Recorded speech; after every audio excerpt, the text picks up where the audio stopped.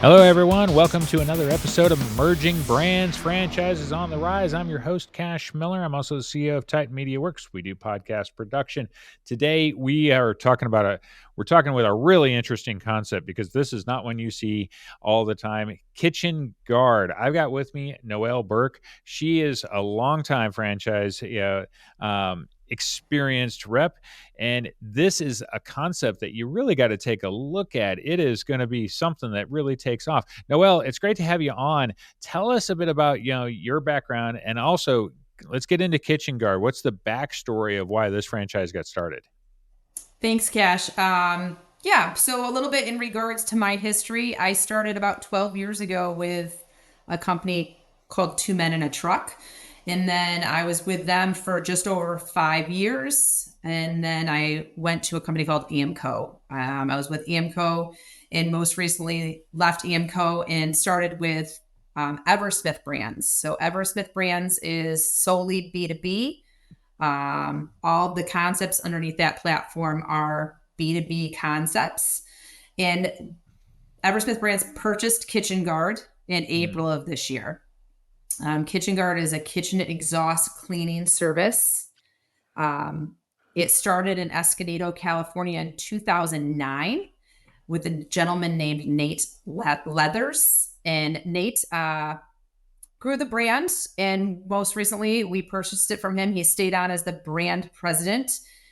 He's has a vested interest in the brand growing, and it brings a lot of knowledge to the table in regards to the business.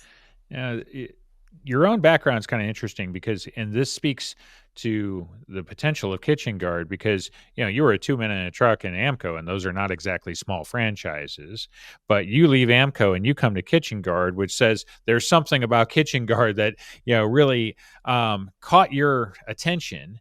Yeah, and so go into that a little bit of what is it about Kitchen Guard, or what's the opportunity here, because it's not the typical franchise. I've never heard of another franchise that does this particular service. So speak to that. What's the opportunity here for potential franchisees? So yeah, it's a brand new emerging brand. So that's kind of why we're here to talk about. I would say one of the things that really drew me to the brand is the Eversmith Brands platform. It is all, like I said, commercial services. There's not a lot of B2B commercial service concepts. And so that's how I really got engaged with it. Steven Schiller is our chief growth officer. He's the one that I started talking to in regards to the brand. And then as I kind of proceeded through and learned more, I got to meet Nate Leathers, who is the owner. And really the team environment of being able to grow something from a new foundation and watching it build is very exciting. When I came from EMCO and Two Men in a Truck, they have, hundreds of locations. And this is an opportunity to build something fresh and new with an exciting team.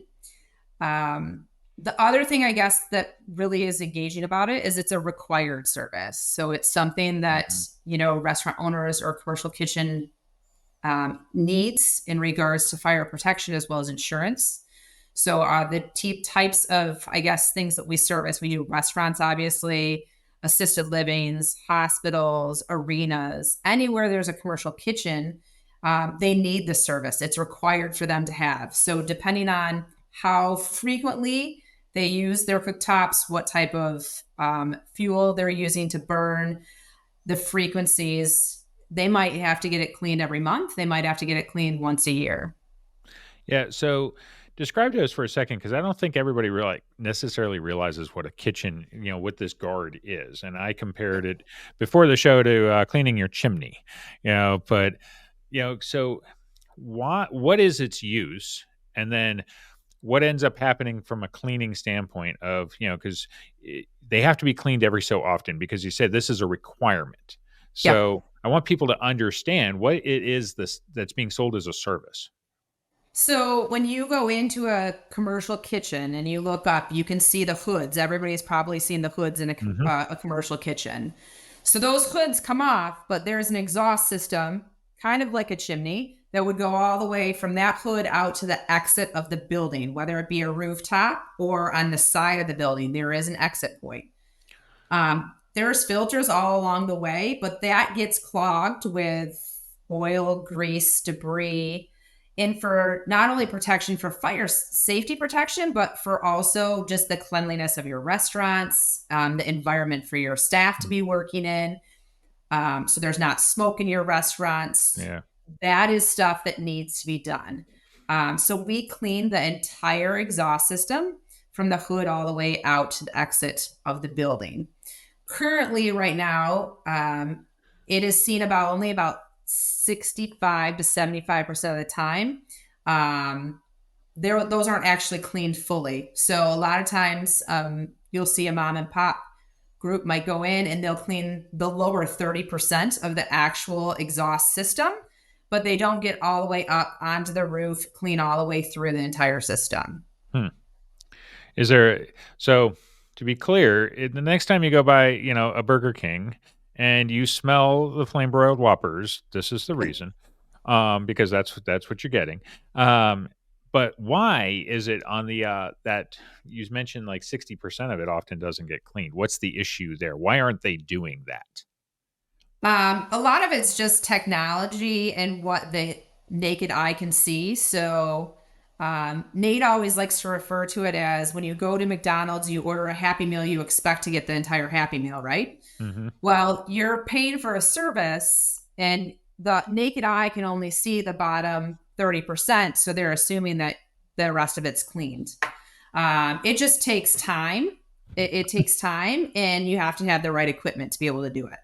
And a lot of the mom and pops that are currently servicing the industry don't often have that equipment. Is there a particular reason that they don't have aren't providing the service properly? Because you say it's an equipment thing. Is it something they can't afford? Is it something they just choose not to buy? Is there a reason? I don't know. The equipment's not terribly expensive. The main piece of equipment is a very strong power washer. Um, whether it be that they don't want to climb up on top of the roof, that Hmm. it's a dirty job. I'm not really sure why people don't do it up to code, but Yeah. that for some reason the industry has lacked, I would say, that service as well as professionalism in regards to being able to provide that quality. And so that's something that at Kitchen Guard we're kind of bringing to the table Mhm. also, not only with the technology we have, but also with the service that we have in providing a full clean. Well, and you say it's a necessity for restaurants and anybody with a commercial kitchen period that they've Yeah. got to have this done on a whatever the basis be, because I assume from a health inspection standpoint, like they're never always fully clean, so there is a point where they are considered no longer up to code, right? Um, Yes, I would. I mean, and I don't know what that point Yeah. is, but what we do, I guess, is we will go in and we'll take pictures and Mm. videos of before and after. Okay. And then we'll have, obviously, so an owner or a general manager or a facility manager will see what it looked like when we started and what a clean exhaust system looks like. That will get uploaded into our portal. So a manager or owner can access that and show an inspector or show insurance this is what it looks like. All Mhm. of the kitchen exhaust cleanings do have to have a seal on them. So we have a sticker seal that goes on the outside of the hood Yeah. saying this is the time of the day and the company that cleaned it. So they'll have access to show them that information, know when that cleaning took place, and obviously have a documentation to back up Okay. the The oppor service. Right. The opportunity here is, for one, it's B2B, which there's not a lot of franchises that actually operate in that space. Right. Of course, restaurants, period, they're all over the place. So every restaurant essentially that exists, whether it's in a hotel or standalone or whatever, if it cooks anything, it's a potential, they say it's a client possibly, for you to have, right? Yeah. So, and even from like schools, colleges, high schools, they all have Mhm. kitchens to assisted livings where they're cooking for their residents, hospitals, arenas. They all have um, kitchen exhaust systems that need to be cleaned. And from a competition standpoint, now there is so explain what there is. We know that there's mom and pops, which are Yep. gonna, so kind of explain what that usually looks like, how big those businesses, because we say mom and pop, but that could just literally be two people, or it could be something that's regional. And is there any national competition?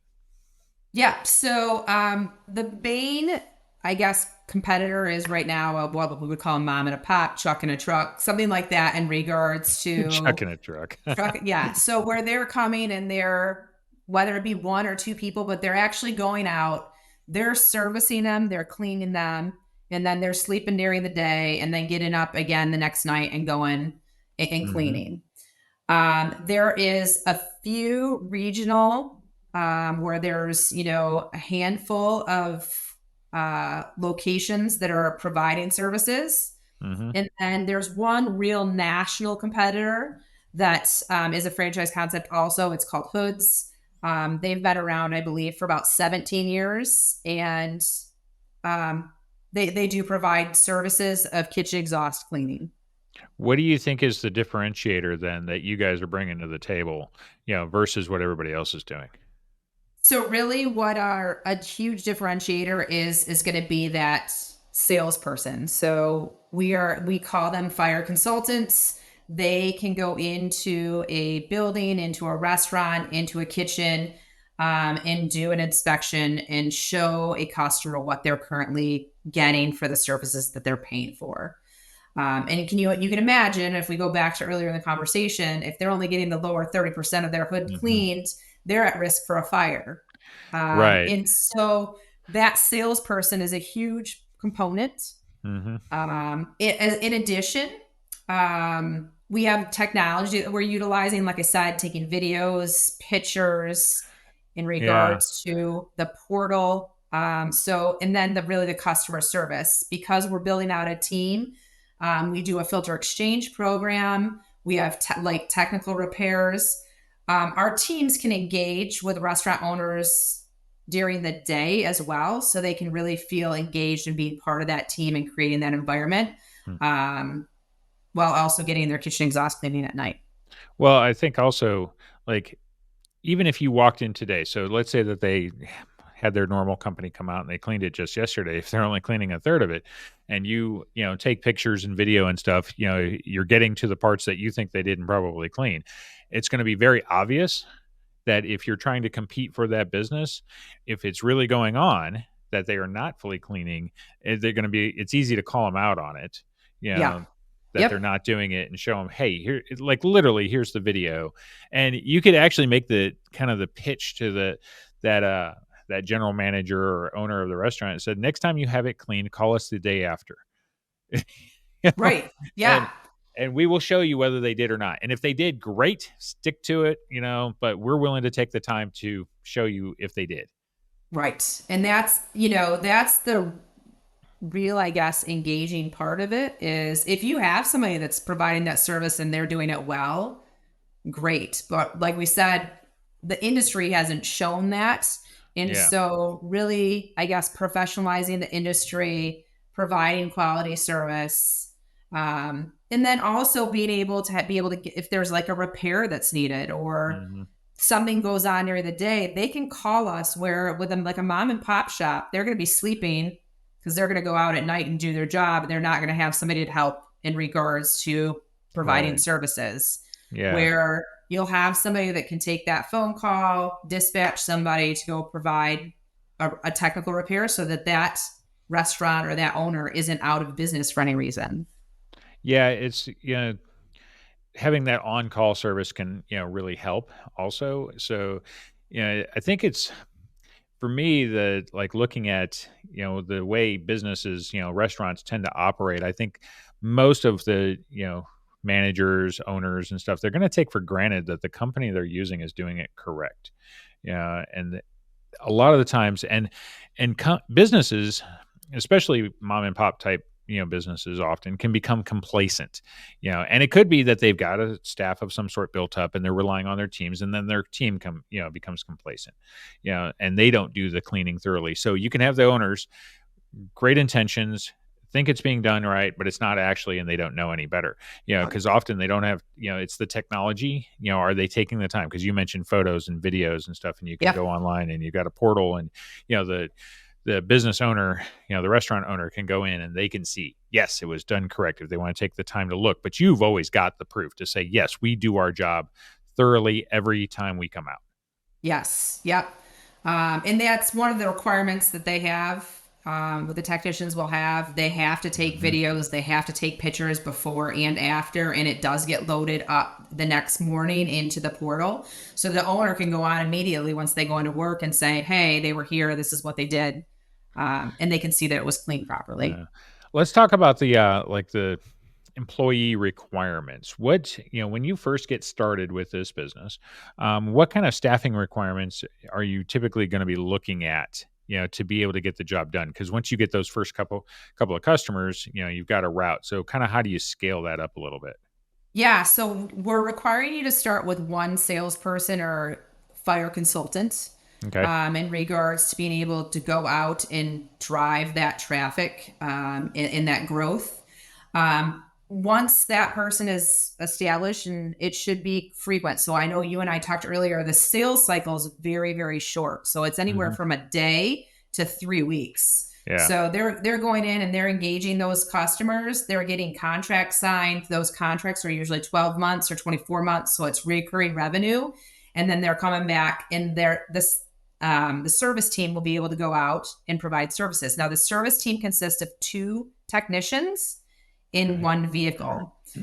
So what we're looking at in regards to starting it, you're looking at the business owner taking kind of that general manager Hmm. role. If they don't want that general manager role, hiring a general manager from the Yeah. get-go. 2 technicians that are providing services on that route, a salesperson, and really like a part-time admin person. Yeah. Where you can do a part-time admin and somebody who's part-time that could do technical repairs, or if you want to do a full-time technical repair person that does some admin work. But really it starts off with a smaller number of employees. As you grow, at about month 10 is where we're expecting you to add your second route, so you'll need an additional 2 technicians at that point. Okay. You'll have a full-time person at that point in regards doing light technical repairs. Um, and then, like I said, that kind of that administrative assistant. Usually in our revenue ramp up model that we've looked at and developed, it would be about 24 months. You're going to have anywhere from 8 to 10 employees. Okay. So let's talk a couple of things. What's the average job pay? Okay, when you just or what's the annual contract worth? It could be that. And then how do they pay? Because if it's recurring revenue, are they paying once a year? Are they paying every month? But you're only, because it's like, how often do they pay versus how often are they serviced? And I know it'll Yep. vary depending on the restaurant you're working with, but what are some of the averages you guys have seen? So the average customer is about a $6,500 a year Okay. in regards to all the services combined. Just our average customer generally is about $6,500. Hmm. We do have a billing system so that you're not sending them an invoice every month. They're having to kind of go through and pay. There's a billing system that's set up. A lot of times, what we found is because it's contractual over 12 months. As they get closer to the end of the year, they don't want to have those additional carrying costs, so they will upfront pay a certain amount, and then each month we'll just bill them, and it will automatically take place. So you're not Okay. having to invoice, you're not having to send paper. They That's can good. add Okay. additional services like the filter exchange, or they can do the green steam where we go in and clean their surfaces. And that will just get caught up in the bill cycle depending on if they want to add those additional services. Okay. How often then do those additional services or services period generally take place? Because restaurants can Yeah. vary. So Yep. So it depends on what service obviously you're getting take or you're having done. The filter exchange program, it could happen about every 2 weeks. We'll go in there, we'll take out the filters, we'll bring in filters that have been cleaned, put them in there, kitchen exhaust system, it actually helps the longevity of that kitchen exhaust system, kind of like a filter for your furnace at home. Mm, If you yeah. change your filter more often, it helps with the lifespan of that exhaust system. So we'll go and we'll clean those and exchange them every 2 weeks. Some filter exchange, it's 2 or 3. Some of them have 10. So it just depends on how large and robust their kitchen exhaust system is. So that gives us touch points every 2 weeks in regards to filter exchange. Green steam is really it's a surface cleaning. So if you need floors cleaned so they look like they're new, or if it's something that like by the Hmm. dumpster there's the trash been taken out and you want it Yeah. to go back to looking more clean, we can do that as well. And then the light technical repairs really just happen on an as needed basis. So if we're cleaning and we realize that there's a fan belt out or a fan's out, or an access panel needs to be fixed, those are all things that will come up in regards to Mm, just daily usage or work that sure. has been done, where we can provide those repairs and let them know that they're obviously up to fire code and safe. Okay. Okay, Yeah. so we have an idea of the staffing, and we have an idea what you can make, when you're servicing these restaurants and stuff. What about training of employees, the business owner, everything? Because people buy into franchises because they have these things already, proven business models and such. Yep. So what do they got to go through? Which is our corporate headquarters is in Escondido, California, right outside of San Diego. It's a 19,000 square foot warehouse and training center. Hmm. Actually, I was just there last week on Tuesday, and it's cool as you go in the training facility and you go upstairs, and they have kitchen exhaust systems on Hmm. the roof. They've got a Yeah. built-in roof with the 4 different models that you see, and then it goes down into a kitchen. So they've got multiple kitchens built out for training for the technicians. So Okay. technicians can do on-site training, as well as it's great to see it for a franchisee to see. So they can explain, they know what's going on in regards to the cleaning, what's taking place, where they're at, what it looks like. Um, so that training we do have for franchisees. We've got training for technicians, as well as, I guess, business training that you're going to get with our CMR and all of our systems that we have in place in regards to being a business owner. Right. Scheduling, routing, dispatch, all of those are key things. Simple things in regards to how do you get keys to somebody who are going into a building at night. So there's a processes, standard operating procedures in regards to how we do that. We make sure that things are protected and safe. So those are all part of training for the owner. In regards to technicians, we do have an online learning management system where they can take classes online as well. And then we also have sales training. We have a sales excellence leader named Megan Garrett who will kind of lead your sales team member in regards to how do we do routing? How do we set up, sales calls? What are they working on in regards to when they're engaging a business owner? Who do they talk to? What do the contracts look like? So we have a sales excellence team for your salesperson as well. Hmm. Okay, so the training is really thorough. What do you do on an ongoing basis, though? So you mentioned like, okay, we're in this a year later, or whatever time frame, but we got to add another service team. We need another route going. Do those people need to go to that training facility and then go through all that same training as well? Because you got to train more than just yourself. So you're going to train Yep. certain employees too, right? That just depends on the owner. If the owner wants to have them go out there and feels that it'd be a benefit to have them at that Okay. corporate store and learn, or if they want to go on to the learning management system, or if they want to train them themselves. Yeah. I mean, There's technically, processes for that, but that's really okay. up to the owner in regards to how they want to do it. Okay. Yeah, I was gonna say because if the first team already had 2 people on, technically you could train them, swap one person, have an experienced and a less experienced, but then Yep. they're always gonna have somebody that knows what they're actually doing, and the other person learns. So, Yep. and then you make the other person, you've got that second team, they become the lead on the second team. Yeah, okay, so that makes a lot of sense. So you From an kind en of, and our routes are built where there's one that's kind of like the foreman, and there's Mhm. one that's kind of like the apprentice. So every route will have a foreman on it who's going to be kind of the lead person in regards to those technical cleanings. A lot of the services take place overnight, you mentioned on the routes and stuff. Yeah. Is does that make recruiting employees any tougher? Because it's not your standard hours. Right. What we have found with our two corporate stores is if we put up a posting, we generally have to take it down after 3 to 5 days because we've got so many people who have applied. Um, which is crazy. It's Yeah, so like, why? counterintuitive to you and I that are like to sleep at night, but there Yeah. is a large workforce out there that do need those work hours in the evening, that Mm. want those work hours. I know in California, a lot of times I actually talked to somebody that lived out in California. They were like, that's the best job ever because you can go surf during the day. You can't surf at night. And I was like, oh, okay. That's And not I'm why I would thinking have of it thought, but as that, well, I'm thinking of it as a mom, like if I'm mm, working full yeah. time and my husband's working full time during the day, we're gonna have to pay for childcare. But if there's a way that I can be at home or I can be working at night and he can be working during the day, it negates that childcare cost if they're going to Yeah. school. So there is a segment of workers out there that seem to enjoy those neat evening hours. And then really it's just building up your staff in regards to creating that culture and incentive program that we have developed for that retention of that talent.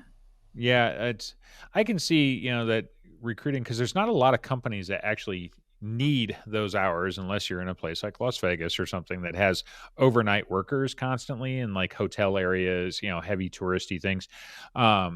So depending on where you're located, there's not going to be as many overnight opportunities. And then there's a segment of people that are attracted to the fact that it's quiet.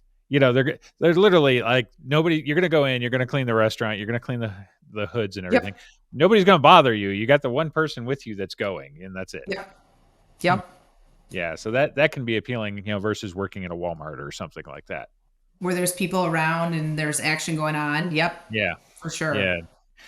What kind of investment does it take to get into this business? From like the franchise fee, what's the expected royalty fee? Yep.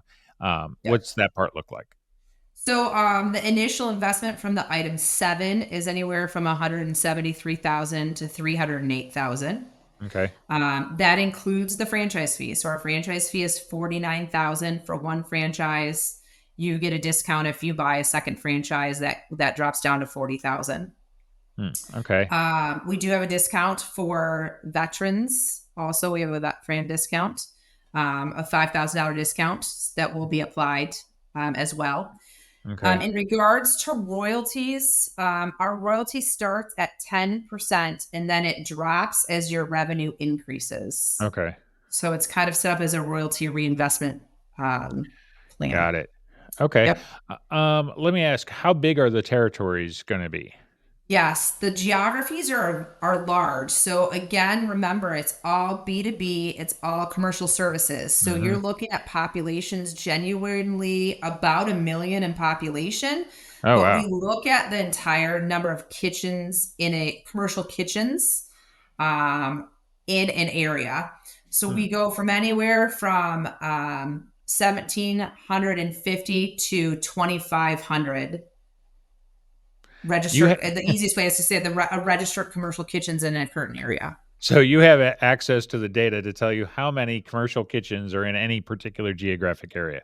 Yes, and actually that information is very valuable. So as Oh we're yeah. working with our sales excellent leader, they can help you build out a routing and a programming of, okay, Mm, if you're in this area because you have a sales call, you can hit all of these restaurants, a geographic area, yeah. as well as routing and dispatching for your current, technicians. Well, you can kind of plan your sales calls on along designing a route because you're not going to get everybody on every sale, the sales calls, but that's exactly what you would do. You'd say, "Oh, we want to go down this street, so let's hit every restaurant on this street, and then then we're going to go here."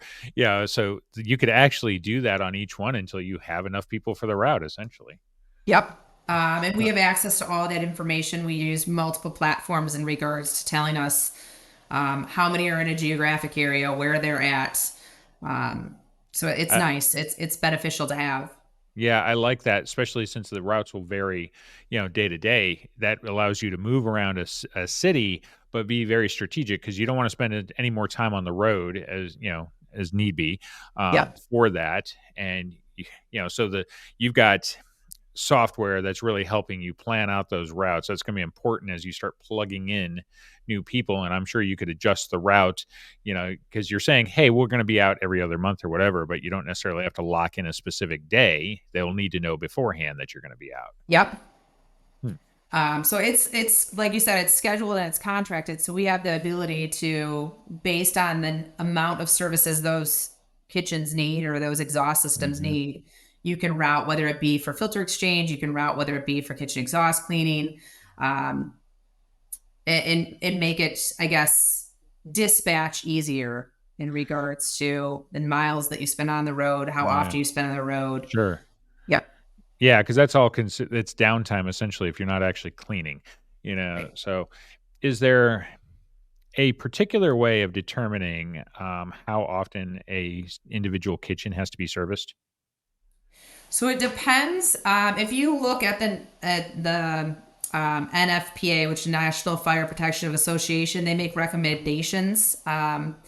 They make recommendations for everything in regards to fire code. So Okay. it's called the National Fire Protection Association, NFPA 96. And those guidelines actually show you, depending on what type of cooktop you have. So, for instance, if you're doing a wood burning pizza oven, those are cleaned every month. They're not, I guess they're recommended that they're cleaned every month. Where if you're looking at like a school, Okay. those are generally something where there's a lot of grease, a lot of things going on a regular basis.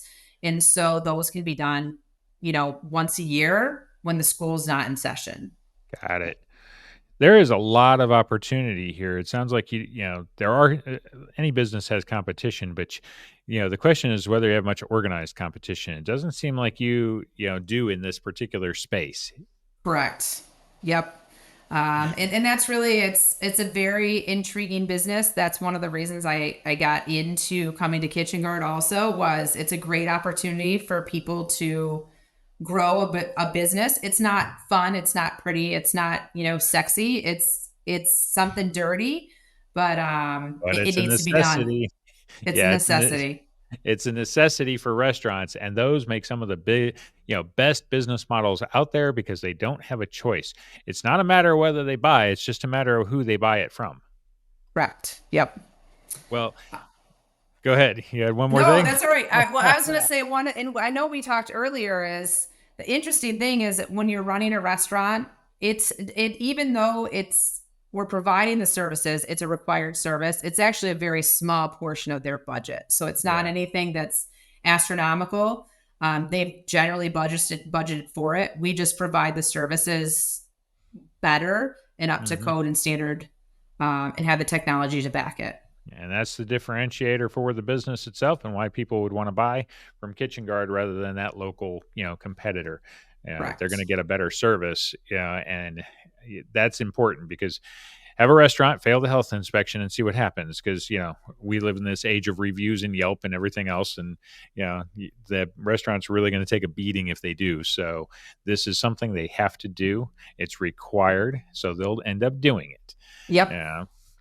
Hey, Yep. this has been great, Noelle. How would people that are looking to inquire about a Kitchen Guard franchise, how would they get a hold of you?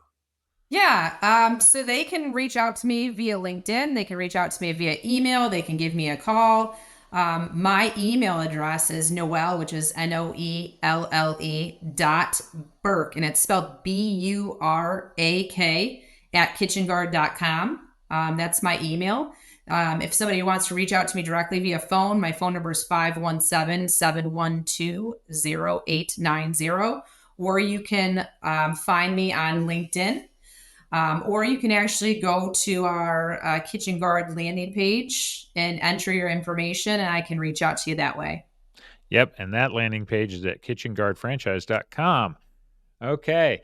It's been great having you on. We've been talking about kitchen guards of all things, but it is an exciting business opportunity. If you're looking for something that's like a little different, it's not your standard franchise, but has ridiculous potential. This is when you got to really pay attention to and inquire about because there is some tremendous growth. There's not a lot of competition. So you're able to get in early and be, part of that, upward growth, trajectory, which is going to be huge.